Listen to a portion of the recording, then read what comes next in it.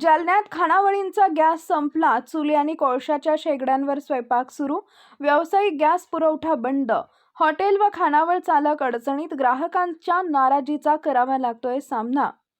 व्यावसायिक गॅस सिलेंडरचा पुरवठा बंद झाल्यानं जालना शहरातील हॉटेल व खानावळ चालकांसमोर मोठ्या अडचणी निर्माण झाल्या।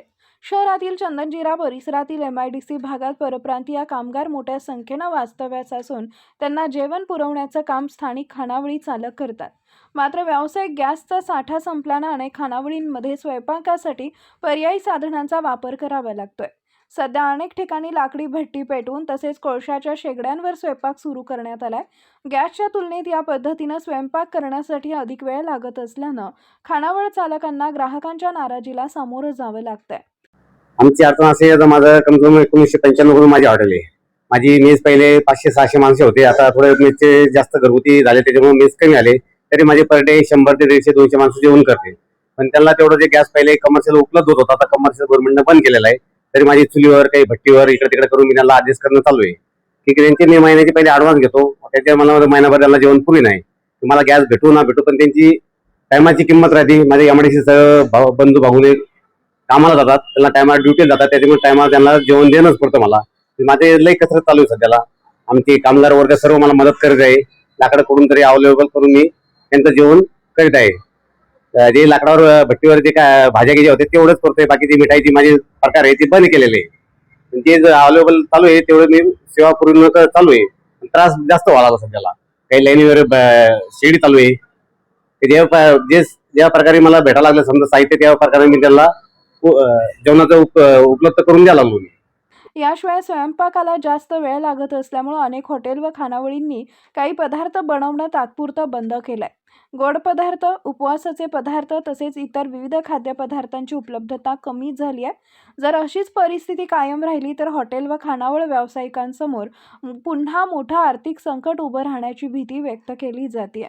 चंदनजिरा येथील श्याम स्वीट्स आणि खानावळ चालवणारे श्याम खरात यांनी माध्यमांशी बोलताना आपल्या अडचणी आणि व्यथा मांडल्या। गॅस उपलब्ध नसल्यामुळे जास्त वेळ जास्त लागतोय आणि खर्च जास्त येतो। वेळ बी जास्त लागतो, खर्च बी जास्त लागतोय। वेळ जास्त लागल्यामुळे भट्टीवर आजकाल पहिले सगळे लोक कोणी काम करीत नाही, त्याच्यामुळे जास्त त्रास व्हायला लागला। लाकडाचे भट्टे ओले लाकडं राहते, त्याला धुपण गिपण आजूबाजूला लोकांना बी त्रास होतो माझ्यामुळे, ती माझी जाणीव आहे। काही लोकांनी माझी कंप्लेंट मी केली की बाबा तुमचं दुकान आमच्या इकडे आजूबाजूला यायला लागलं। मी त्यांना सांगितलं की बाबा माझं काही कायमस्वरूपी प्रश्न नाहीये, गव्हर्नमेंट वरून गॅस भेटत नाही त्याच्यामुळे मला भट्टी शिरवण्याचं काम पडलंय। माझं नाव श्याम गोविंदराव खरात। गॅस नसल्यामुळे आमच्या भट्ट्या बंद पडलेल्या आहे, तरी सरकारने आम्हाला गॅस देण्यात यावे। आमच्याकडे मेस वगैरे आहे, महिन्यावरील लोक आहे, ड्युटीला लोक आहे, त्यांना जायला उशीर होतो डबे त्यांचे, त्यामुळे आम्हाला खूप त्रास होत आहे, तरी आम्हाला गॅस भेटण्यात यावे। गॅस नसल्यामुळे स्वयंपाक कसं बनवता तुम्ही, काय काय अडचणी? आता आम्हाला खूप अडचणी चालू आहे। कोयल्याची भट्टी आणलेली आहे, शेगडी आणलेली आहे, त्याच्यावर खूप वेळ लागायला आम्हाला। बरं, अंदाजे किती उशीर होतो बरं? अगोदर किती लवकर स्वयंपाक? आमचा 10च्या आत स्वयंपाक तयार होता, आता जवळपास 11-11:30 वाजले स्वयंपाक बनवला।